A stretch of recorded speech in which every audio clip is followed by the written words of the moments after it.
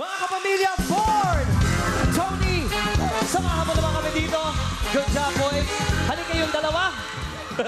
Parang excited na excited pa rin si Ford. Alright. Tony and Ford, ang tanong nagustuhan kaya ng judges ang performances nyo. Alamin natin kay Kuya Aga. Okay, Ford, welcome back. Welcome back, really. Tatlo kayo para sa akin. I'll be very honest, since it's the grand finals. Tatlo kayo naglalaban for the 4th and 5th spot.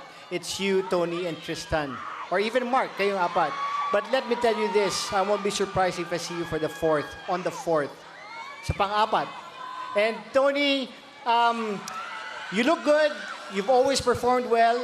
Tonight, I just didn't like your song. It wasn't that, hindi ganun kalakas siya. Pero, in total, you're okay. You're good. So, good luck later. Good luck sa inyo, Ford. Ford, panalo ka. Thank you very much, Kuya Aga. Ngayon naman tanongan natin, Dara? Ako, naiiyak ako. Bakit? Nakaka-proud. Ano ba yan? Unfair kasi gwapo na magaling pa kumanta. Ano ba yan? Ford and Tony, gusto ko lang mag-thank you sa inyo kasi kanina sinabi sa akin ni Tony, K-pop daw ang malaking inspiration para sa kanya. Pero para sa akin, kayo ang malaking inspiration sa buhay ko. Talaga, nakaka-proud talaga. Thank you.